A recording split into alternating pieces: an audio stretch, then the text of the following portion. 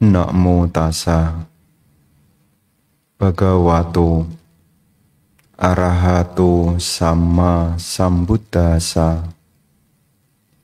Namo tassa bhagavato arahato sama sambuddhassa. Namo tassa bhagavato arahato sama sambuddhassa. Wayodamo sangkara apamadena sampadetati. Segala bentukan apapun tidak kekal adanya. Berusahalah dengan tanpa kelengahan.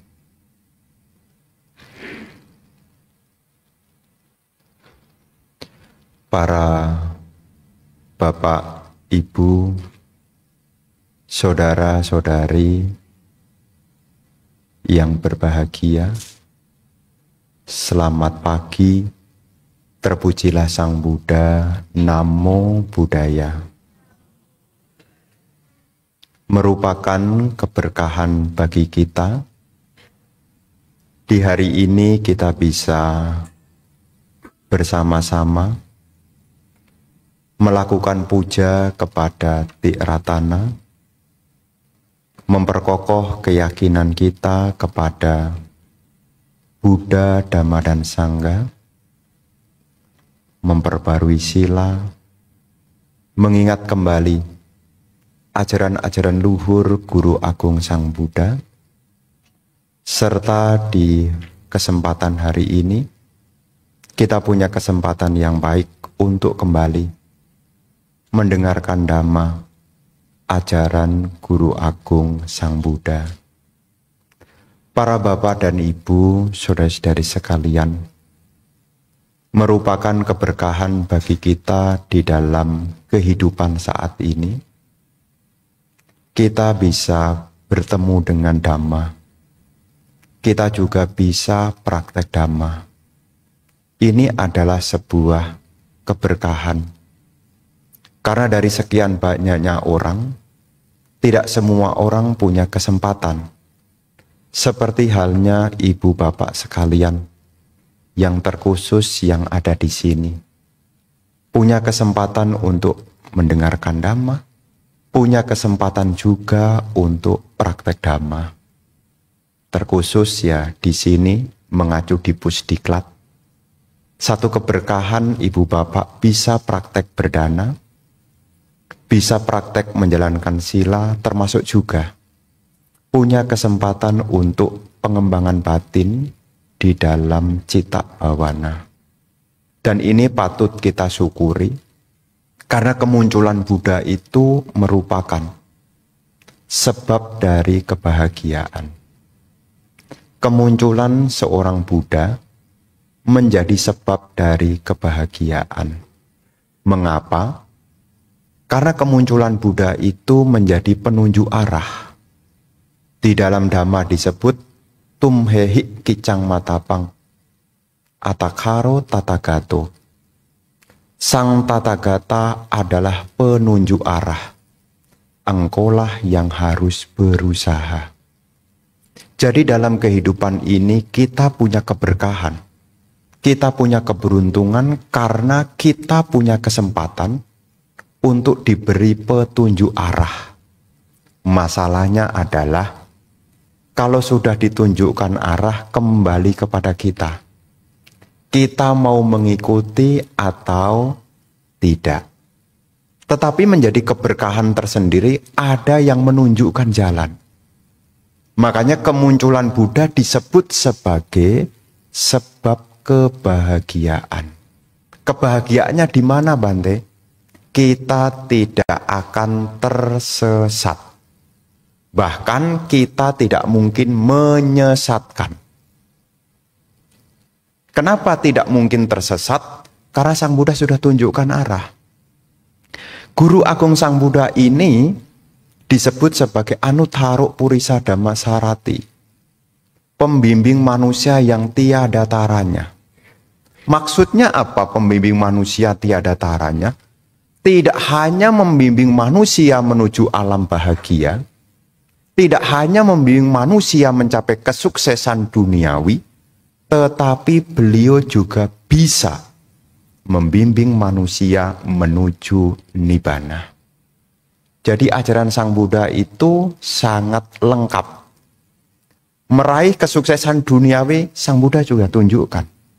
Lahir di alam surga, beliau juga tunjukkan. Mencapai akhir dari penderitaan, beliau juga telah tunjukkan. Anuttaro Purisa Dhammasarati. Itulah sebutan kualitas yang dimiliki oleh Guru Agung Sang Buddha. Pembimbing manusia yang tiada taranya. Nah, kita-kita ini yang sudah memperoleh keberuntungan, seyogianya kita gunakan dengan sebaik mungkin. Kenapa? Karena di dunia ini tidak semua orang punya keberuntungan. Tidak semua.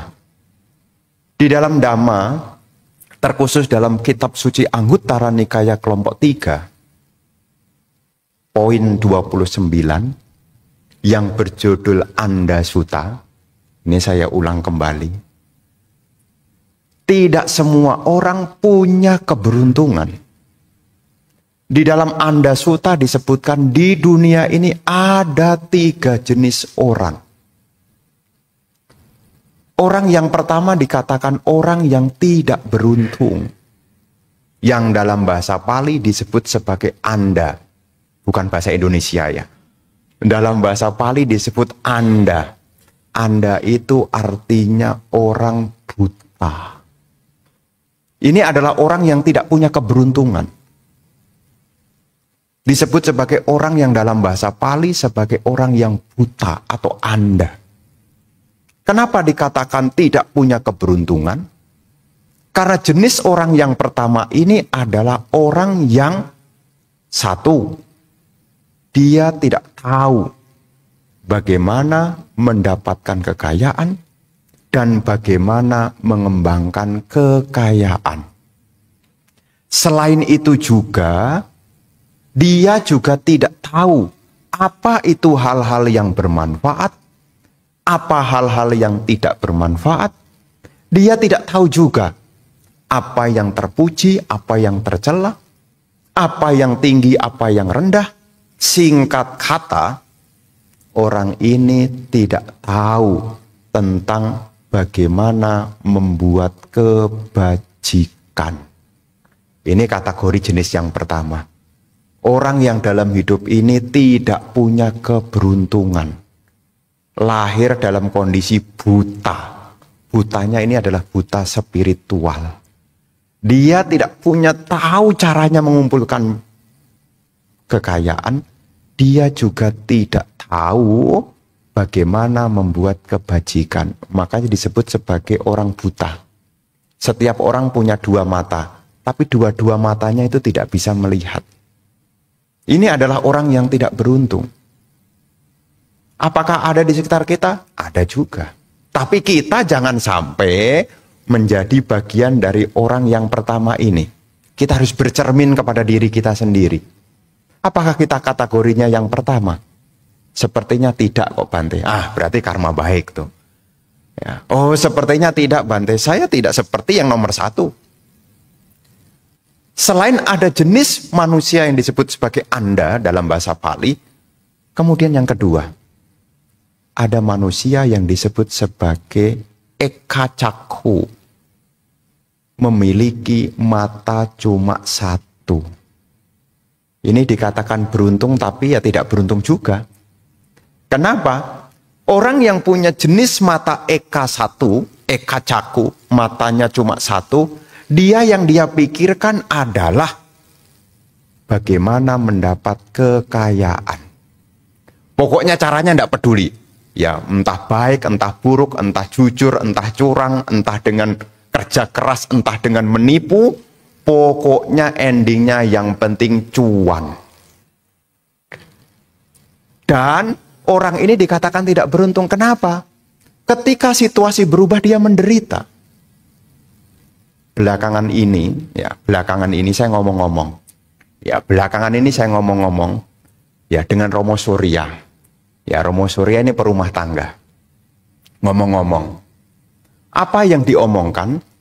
Salah satu topik pembicaraan itu harga emas. Harga emas. Kenapa Bante kok nyinggung emas? Ceritanya Wihara Siripada bersama dengan saya, supaya nama saya agak ke bawah sedikit ya. Ceritanya bersama dengan saya, ini sedang membuat perbaikan, yakni membuat Buddha Parinibbana.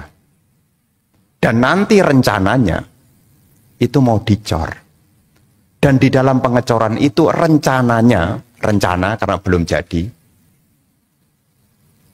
akan dimasukkan, dileburkan juga yaitu kepingan emas. Kenapa pakai kepingan emas? Pemberian yang terunggul mendapat yang terunggul.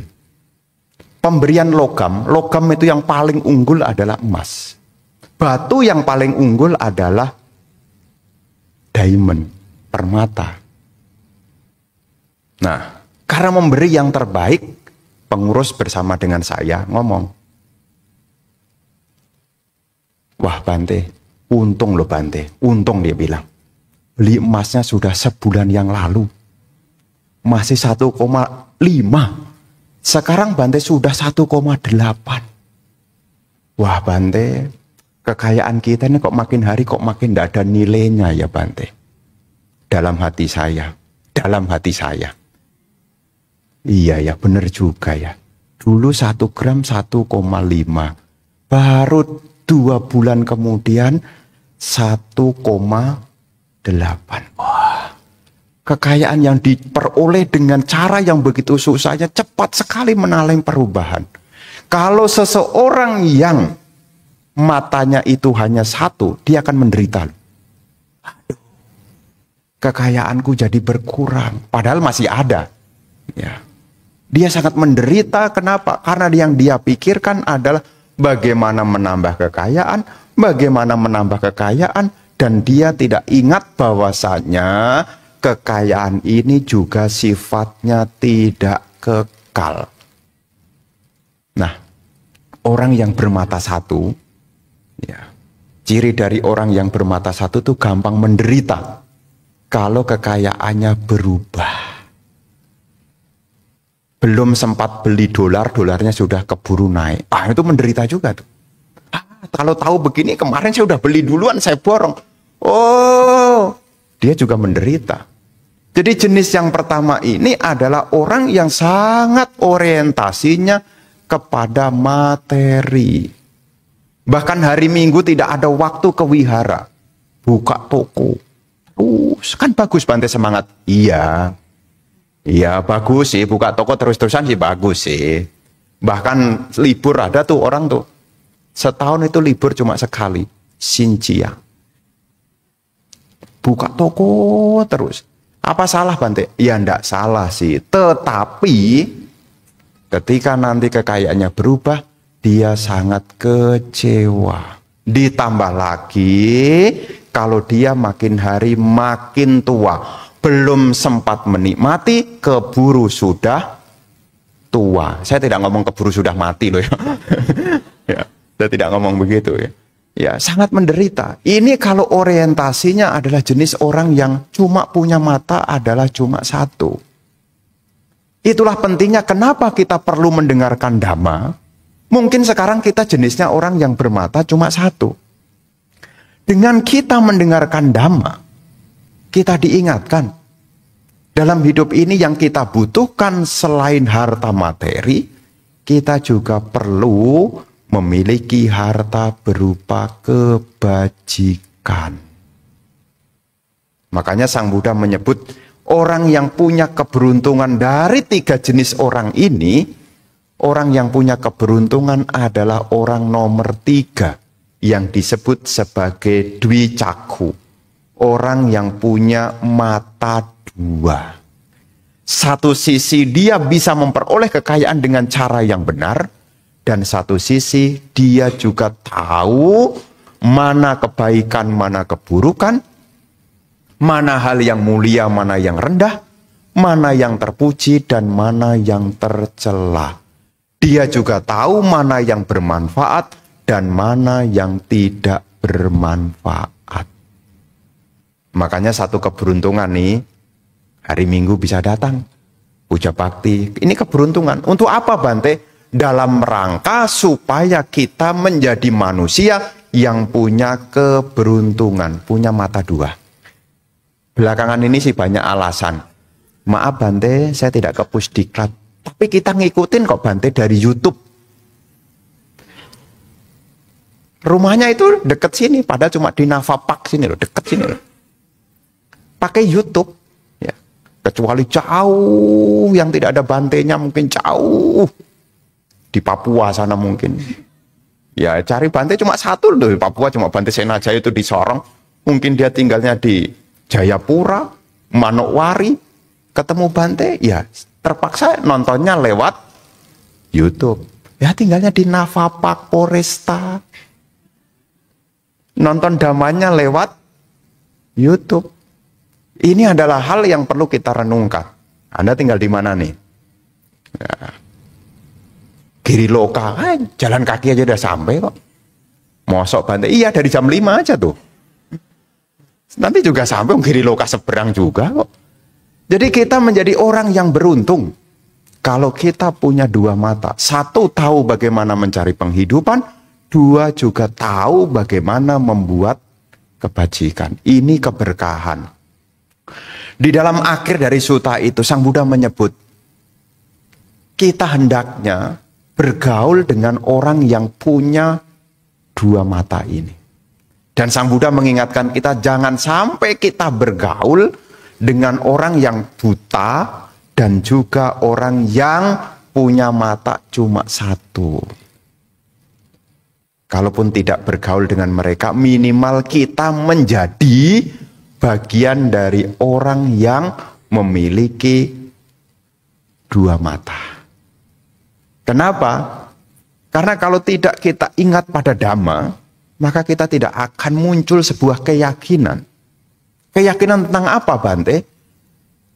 Sebagai hal yang paling menguntungkan dalam sasana ini, minimal yang jadi pegangan sebelum sampai kepada jalan mulia berunsur 8, sebelum pada 4 kebenaran Arya, yang paling dasar adalah punya kama sada. Sebelum Anda punya keyakinan kepada jalan mulia berunsur 8, sebelum Anda punya keyakinan kepada 4 kebenaran Arya, satu keberuntungan dalam hidup ini, kalau kita punya kama sada. Apa itu kama sada? Punya keyakinan kepada hukum karma. Ini satu hal. Kalau tidak mendengarkan Dhamma, ingatnya karma itu kalau menerima hal-hal yang buruk gitu loh. Curhat, Bante, karma buruk berbuah.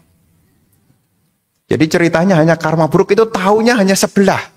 Kalau susah bilangnya karma buruk. Ya.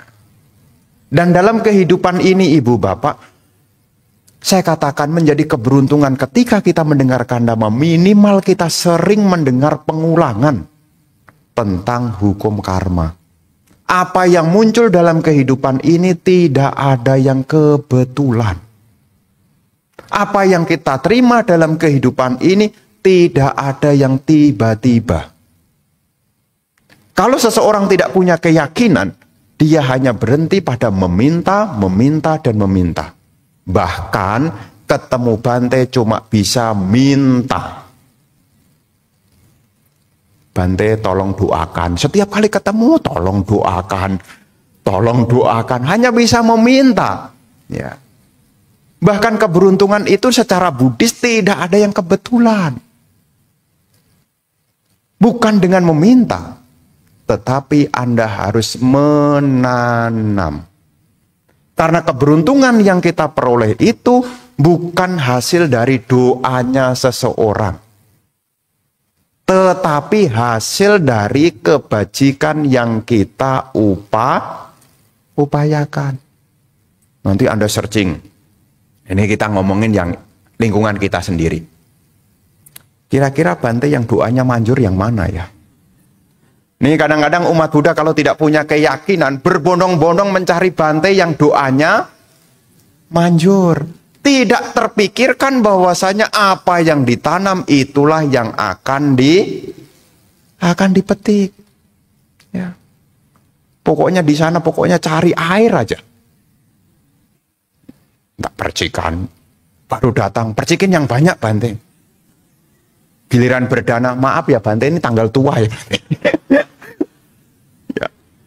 Jadi dalam kehidupan ini Ibu Bapak, semua yang muncul itu tidak ada yang kebetulan. Dan kita tidak boleh iri juga kepada kemajuan orang lain. Kenapa? Kemajuan yang diterima oleh orang lain itu juga berkat dari kebajikan. Bagaimana ada buah kalau tidak ada bibit? Bagaimana? Bagaimana ada buah kalau tidak ada bibit? Bayangkan. Baru ada buah setelah ada bibit. Ada bibit mangga, dirawat dengan baik, nanti akan ada buah mangga. Kalau tidak ada bibitnya, tidak mungkin. Tiba-tiba mangga itu datang. Lah kan ada fresh mat, Bante. Fresh mat itu pun yang dijual di sana sekalipun, itu pun juga ada benihnya. Semua yang muncul ini tidak ada yang kebetulan. Maka satu keberuntungan dalam kehidupan kita ini, kita mengkondisikan diri kita ini agar menjadi orang yang punya dua mata.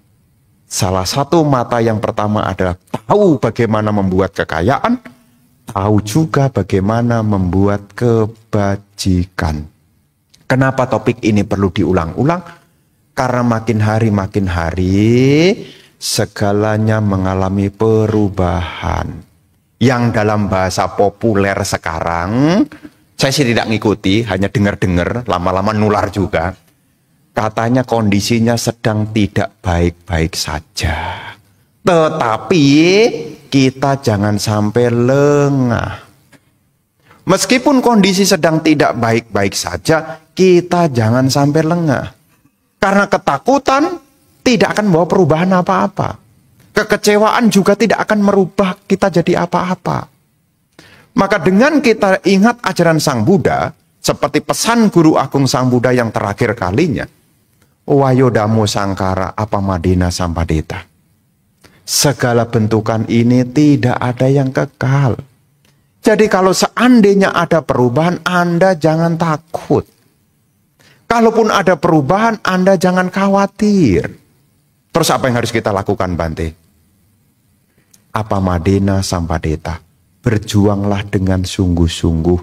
Yang sekolah, sekolahlah yang rajin. Yang bekerja, bekerjalah dengan sungguh-sungguh. Yang jadi suami, suaminya yang baik. Yang jadi istri, istri yang baik.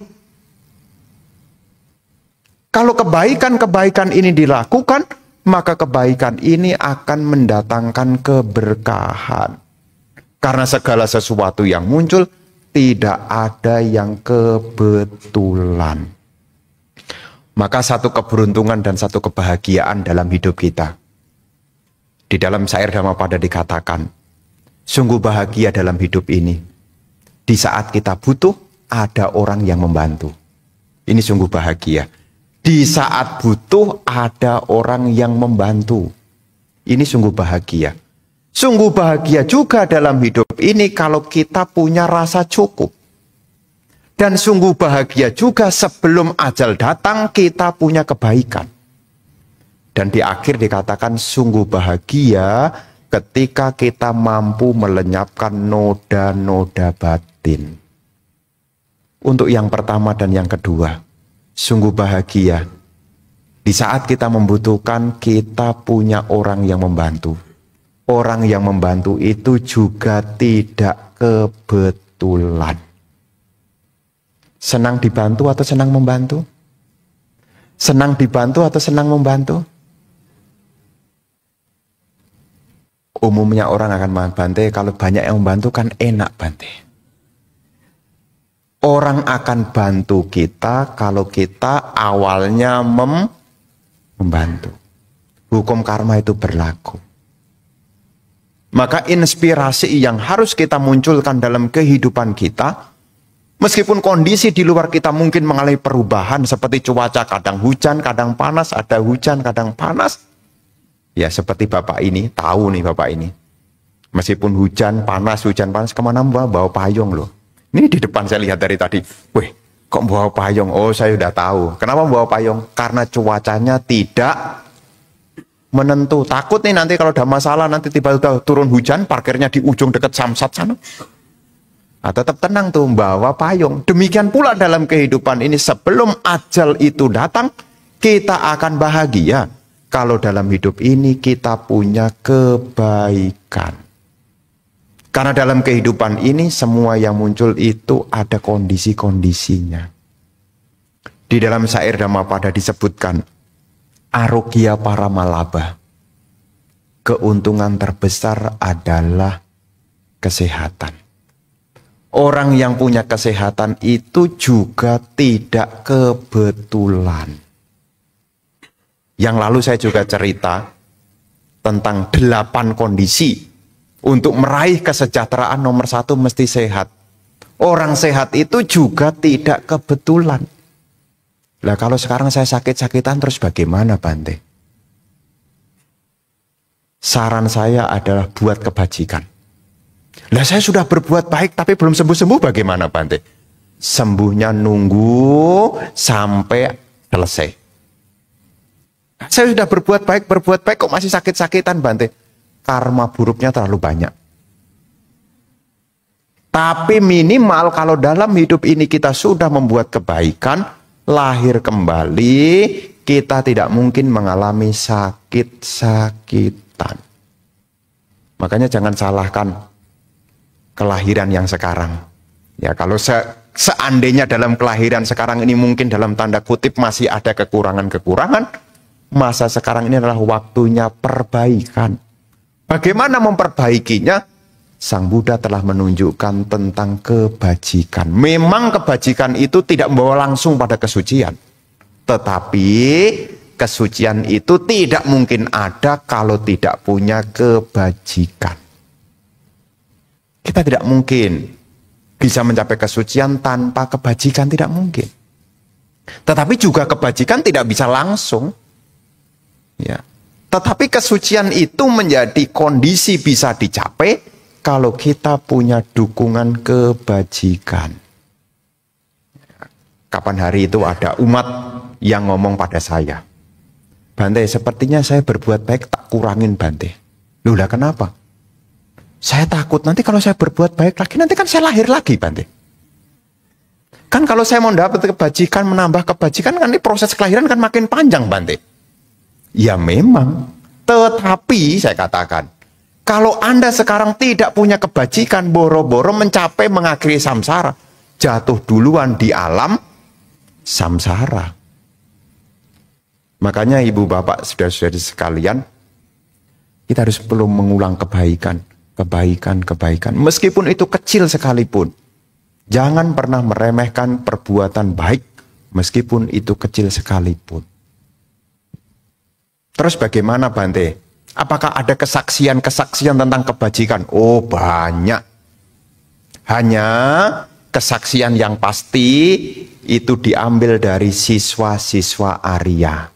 Kita tidak membuka kesaksian seperti Bapak, Ibu, hari ini maju kesaksian. Bante setelah saya datang ke Pusdiklat dagangan saya laris. Enggak begitu. Ya, ini nanti Anda dalam tanda kutip, wah itu mah kong kali kong sama Bante itu. Enggak. Ya. Makanya kenapa di dalam Buddhis ini, kenapa ya Bante kok tidak ada kesaksian-kesaksian? Karena kalau yang kesaksian Anda ini saya masih ragu-ragu loh. Kenapa? Bisa jadi ada udang di balik batu. Ya, datang kesaksian. Terus bagaimana Bante ajaran Buddha ini bisa disaksikan? Sang Buddha telah memberi satu teladan-teladan kepada para siswa Arya. Siswa Arya itu tidak mungkin ada udang di balik batu. Kenapa? Karena siswa Arya yang sudah mencapai arahat, sudah lenyap loba dosa mohanya. Jadi kalau kita ingin melihat kesaksian-kesaksian tentang kekuatan-kekuatan kebajikan, lihatlah riwayat-riwayat siswa-siswa Arya. Kapan hari ada orang buat kesaksian? Saya saksikan tuh. Kapan hari? Ya, buat kesaksian. Ya, mungkin untuk bagi seseorang sih memotivasi. Dia cerita bahwasanya dirinya sembuh dari sakit setelah dia ikut meditasi. 3 tahun kemudian sakit lagi. Kira-kira berani enggak kasih kesaksian? Berani kasih kesaksian enggak? Enggak. Tapi siswa Arya itulah yang menjadi pedoman kita. Makanya kita berlindung itu selain kepada Buddha, Dhamma, kita berlindung kepada Sangga. Sangga Arya adalah orang-orang yang menjadi saksi dari Dhamma ajaran Sang Buddha. Dan Anda boleh buktikan, dan Anda boleh teladani bagaimana perjuangan para siswa Arya. Nah, salah satunya nih, ini salah satunya nih. Saya suka cerita ini. Mungkin Anda belum dengar, kalau sudah dengar anggap saja ini bonus. Di zaman Sang Buddha itu, ada siswa Arya yang terdepan dalam hal kesehatan, apak badanang. Beliau tidak pernah mengalami sakit apapun. Beliau lahir di kota Kosambi. Ya, Kosambi bukan Tangerang belakang bandara ya. Lahir di kota Kosambi. Kosambi itu kalau sekarang di India namanya Allahabad. Ya, nanti kalau Anda searching di Google itu ada kota namanya Allahabad. Di kota Allahabad itu juga ada bangunan menjadi tanda tempat suci juga. Ada pilar Asoka juga di Allahabad. Di kota Kosambia itu ada lahir siswa Arya. Beliau terdepan dalam hal kesehatan. Beliau tidak pernah mengalami sakit. Dan beliau tutup usia sampai umur 160 tahun. Zaman Buddha Gotama, rata-rata manusia meninggal umur 100. Ini 160 tahun baru meninggal. Dan meninggalnya tidak merepotkan orang. Jadi biku umur 80 tahun. Baik itu menjadi perumah tangga selama 80 tahun, baik itu menjadi biku selama 80 tahun, tidak pernah mengalami sakit apapun. Bahkan di dalam kitab komentar dikatakan, beliau tidak pernah mengambil seleb. Seleb kalau zaman sekarang tuh tahu enggak, remason. Ya. Jadi tidak pernah pakai minyak gosok. Apalagi kayak kita nih duduk sebentar dalam meditasi selesai kakinya diurut itu enggak. Tidak pernah merasa sakit apapun. Bahkan dikatakan tidak pernah mengambil seleb untuk ngoles pereda nyeri, enggak pernah. Apalagi menghirup inhaler, enggak pernah, pilek, enggak pernah. Boro-boro penyakit yang berat, yang ringan kayak kita nih, termasuk saya juga. Enggak pernah batuk juga loh. Enggak pernah batuk juga. Siapa Bante ini? Bante adalah Bante Bakula.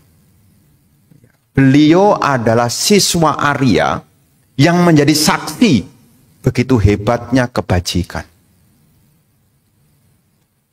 Bante Bakula ini tidak pernah mengalami sakit apapun. Namanya Bakula. Ba itu artinya 2. Kula itu artinya keluarga. 2 keluarga. Di zaman Buddha Gotama ini, ya, sebelum Sang Buddha mencapai pencerahan, beliau lahir ke dunia ini di kota Kosambi. Ketika Bante Bakula ini masuk ke rahim ibunya, artinya ibunya mengandung, usaha ayahnya itu, bapaknya itu jadi maju. Jadi anaknya ini ya mungkin karma baik keluarga juga sih. Ibunya punya karma baik, bapaknya punya karma baik, anaknya juga punya karma baik juga. Karena tidak mungkin muncul di keluarga kebetulan, itu tidak mungkin. Sama-sama punya karma baik juga. Nah, ketika masuk ke rahim ibunya, ayahnya adalah pedagang di kota Kosambi. Dagangannya maju pesat. Dan ibunya menyadari, semenjak hamil anak ini ya, usahanya maju. Nah, ketika lahir, setelah ibunya mengandung selama 10 bulan, bukan 9 bulan 10 hari. Ya, 10 bulan dikatakan lahir. Dalam satu tradisi masyarakat India zaman itu, supaya anaknya itu sehat dan umur panjang, satu tradisi dibawa ke sungai untuk dimandikan. Dan bayi kecil yang menjadi Bante Bakula ini dibawa ke Sungai Yamuna. Sungai Yamunanya sampai sekarang masih ada. Ya, nanti kalau Anda datang ke India, ya sekarang udah usah datang sih ya, pakai searching YouTube, searching Google Map, Yamuna River, nanti ketemu tuh. Ya, kok Bante tahu? Sudah saya cari duluan. Ada. Oh, ketika proses pemandian itu, ketika pelayannya itu mau memandikan, mau dimandikan ke Sungai Yamuna, tiba-tiba ada ikan yang besar datang. Pelayannya takut, bayinya dilepas. Dan bayi itu dimakan oleh ikan. Dikatakan meskipun dimakan oleh ikan, bayi itu tidak mengalami kondisi yang menyakitkan. Bahkan di dalam komentar, tetap seperti di dalam kamar. Kok bisa Bante? Lagi-lagi kekuatan kebajikan. Terbawa ikan besar itu, ya bayangkan loh, kalau ikan bisa nelen bayi, kira-kira ikannya segede apa? Mungkin segede mobil Avanza. Gede kan, bisa nelen. Nah, apa yang terjadi Bapak Ibu? Bayi ini terbawa sampai 30 yojana. 30 yojana. 1 yojana sama dengan 15 km. Kalau 30 yojana sama dengan berapa kilometer? Berapa? 450 km. Terbawa di Sungai Yamuna, sampailah di muara. Pertemuan antara Sungai Yamuna dengan Sungai Gangga, itu ada kota yang disebut kota Varanasi. Kalau sekarang kota itu menjadi kota Varanasi. Bayi itu terbawa. Dan ikan ini yang bawa tadi, ya, dia merasa seolah-olah menelan bola api. Mobat mabit, tidak tenang, makanya terbawa sejauh 450 km, seperti Jakarta Semarang. Ini kalau Anda pakai kilometer, Jakarta Semarang dihitung dari Cawang itu sampai Kali Kangkung sana loh, sebelum masuk kota Semarang kalau lewat tol.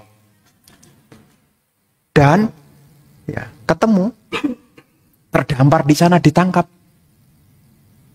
Dan ikan ini biasanya kalau menangkap ikan besar, nelayan itu akan potong-potong ikan itu. Dan nelayan saat itu tidak ada kemampuan untuk menolong, untuk memotong. Akhirnya utuhan itu diangkat ke daratan. Dan dibuat sayembara. Siapa yang mampu beli ikan ini? Yang mampu membeli adalah orang kaya yang di kota Benares itu. Dan kebetulan orang kaya itu tidak punya anak. Beli ikan bonus bayi.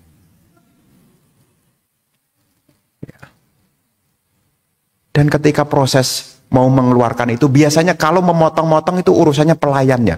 Tetapi ini ada hal yang rasanya ibu ini terdorong untuk memotong sendiri.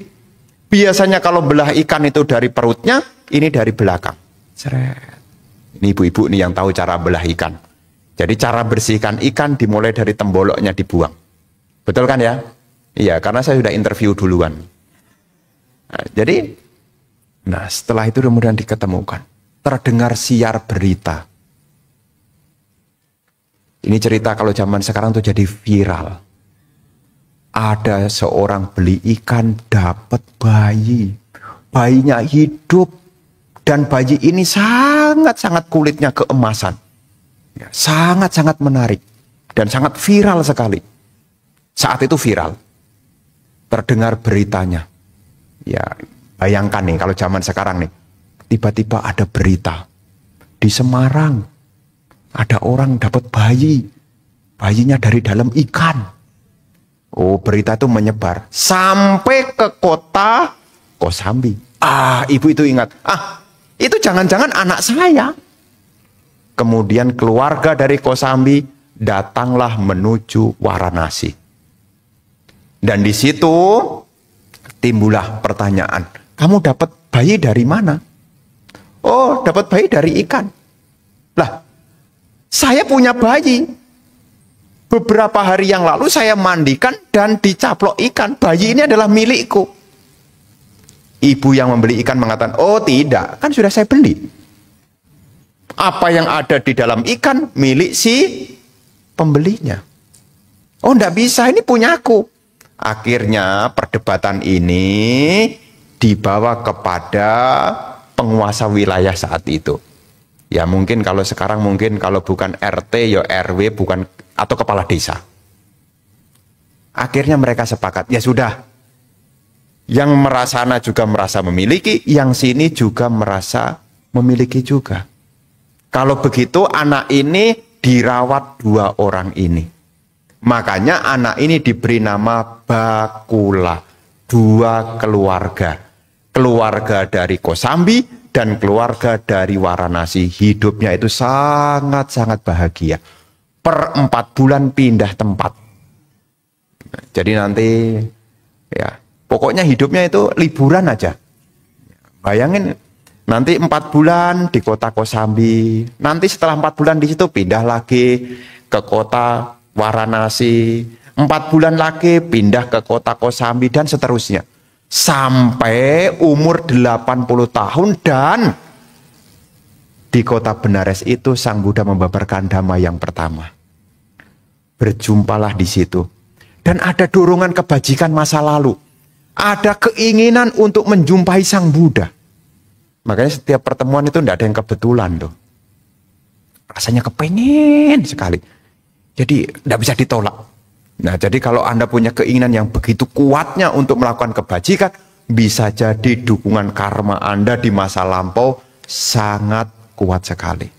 Nah disitulah di umur 80 tahun, ya setelah menikmati duniawi, umur 80 tahun menjadi biku. Setelah 7 hari berlatih, hari ke-8 menjadi seorang arahat. Ya, jadi proses pencapaiannya arahat itu cepat sekali. Kok bisa ya Bante? Itulah kekuatan dari kebajikan.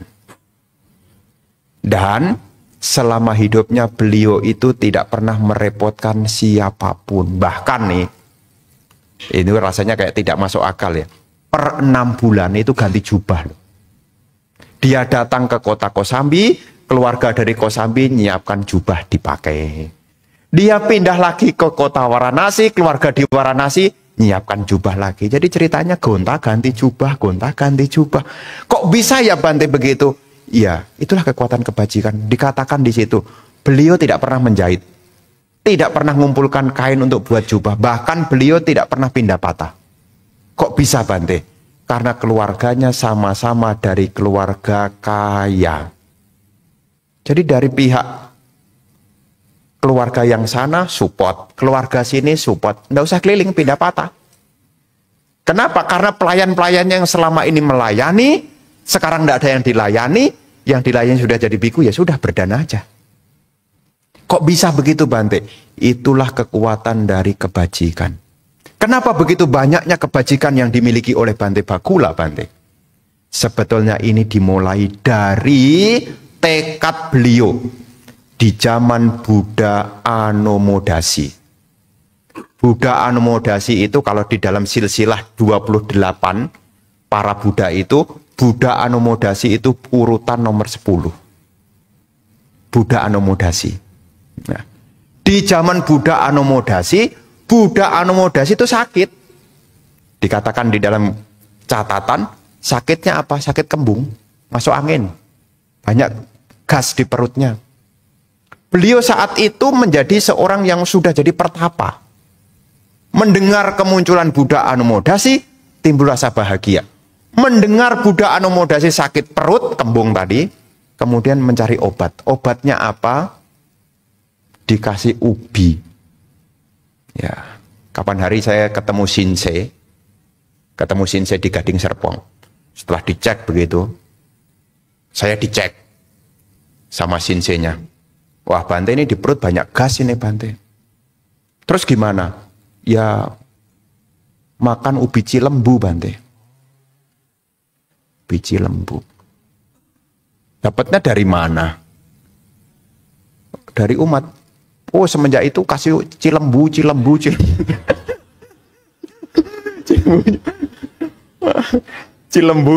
Aduh, sampai lihat cilembu, baru pegang aja udah kenyang. Semua cilembu. Nah, di masa lampau dari Bante Bakula ini di zaman Buddha Anomodasi mempersembahkan ubi. Ubi ini ya cilembu itu, karena bedanya antara ubi jalar dengan cilembu ternyata ada khasiatnya yang berbeda. Ya, saya tidak ada hubungannya dengan Sinse, tapi saya sudah tanya duluan. Ya, ternyata bisa mengurangi. Jadi kalau seandainya perutnya kembung itu bisa berkurang, ya makan itu. Ini tidak ada endorse tentang. Ya. Nah, setelah memberikan persembahan itu, apa yang dilakukan oleh masa lampau dari Bante Bakula ini? Beliau bertekad, semoga dengan kebajikan yang saya lakukan ini, saya tidak menderita sakit dan sakit sekecil apapun. Itulah tekad yang dimiliki. Dari situ sebetulnya, di zaman Buddha Anomodasi. Jadi dari pelajaran ini apa yang bisa kita tangkap Bante? Kalau Anda berbuat baik, sertakanlah aspirasi yang baik. Ya. Jadi kalau seandainya nih tahu diri kita butuh apa, saya bukan ngajarin Anda loba, tetapi mengajari Anda menanam. Ya, nanti jangan kemudian dikomentari, Bante malah ngajarin loba. Enggak, saya ngajarin Anda menanam. Karena apa yang kita petik berdasarkan apa yang kita tanam. Kapan hari saya dikomentari begitu loh. Wah, Bante ngajarin orang loba. Enggak, saya hanya ngajarin nanam. Kalau Anda pengen buahnya kesehatan, ketika Anda berbuat baik, jangan lupa sampaikan aspirasi tentang kesehatan. Mumpung Anda sekarang masih punya kesempatan untuk berbuat baik. Jangan sampai nanti sudah lewat, kemudian baru dengar khotbah ini. Bante baru ngomong sekarang. Saya sekarang udah lahir kembali, baru ngomong sekarang. Ya, sekarang kita punya kesempatan. Di zaman Buddha Anomodasi beliau bertekad. Ditambah lagi, beliau juga lahir nih di zaman Buddha Padumutara. Buddha Padumutara itu urutan ke-13. Ya, urutan ke-13. Di zaman Buddha Padumutara itu, beliau mendengar ada siswa Buddha Padumutara yang dideklarasikan menjadi siswa yang terdepan dalam hal kesehatan. Saat itu beliau menjadi perumah tangga. Mendengar hal itu, beliau juga bertekad, semoga saya juga nanti di masa yang akan datang menjadi siswa Arya yang terdepan di dalam kesehatan. Buddha Padumutara melihat, kamu nanti akan menjadi seorang biku yang terdepan di dalam kesehatan di era Buddha Gotama. Dan beliau membuat kebajikan kepada Buddha Padumutara itu selama 7 hari berturut-turut. Jadi dia punya aspirasi, untuk mewujudkan aspirasi itu, dia buat kebajikan berturut-turut. Nah, memang karma baiknya masa lampau itu luar biasa. Bertemu Buddha Anomodasi punya kesempatan berbuat baik. Bertemu juga Buddha, siapa tadi namanya? Padumutara juga berbuat baik. Berikutnya, beliau juga berjumpa Buddha Wipasi.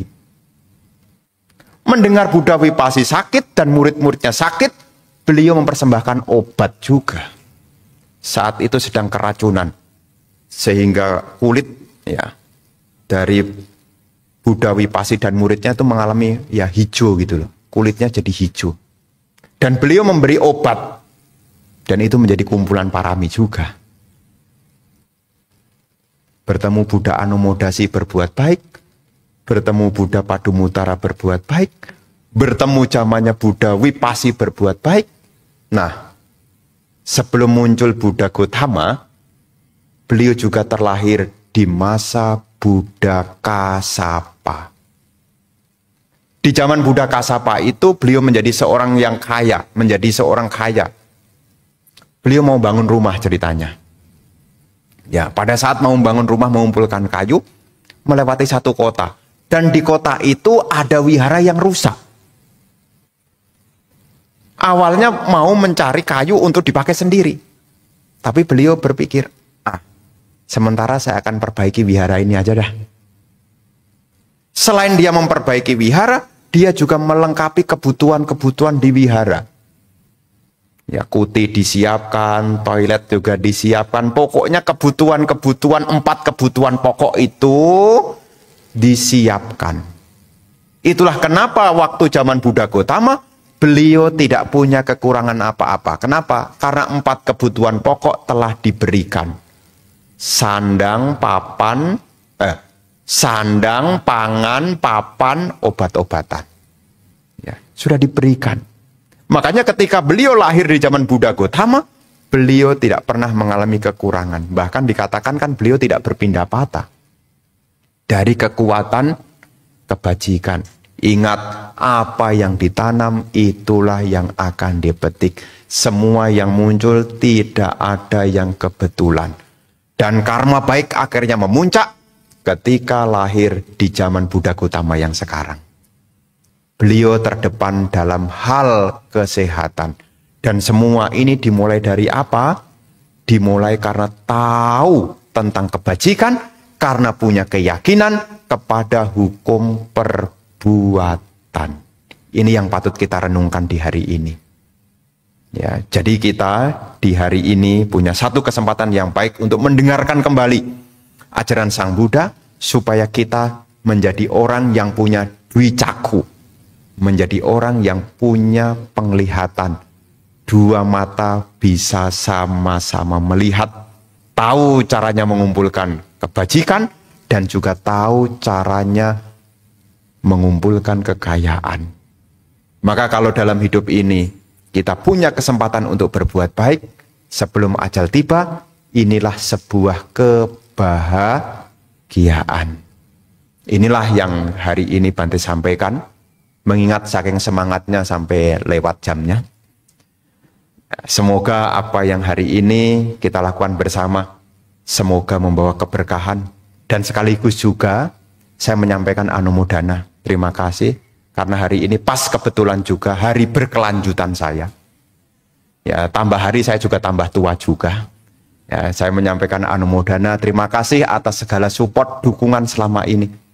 Karena saya bisa eksis juga karena berkat kebajikan dari ibu bapak yang mendukung selama saya tinggal di sini.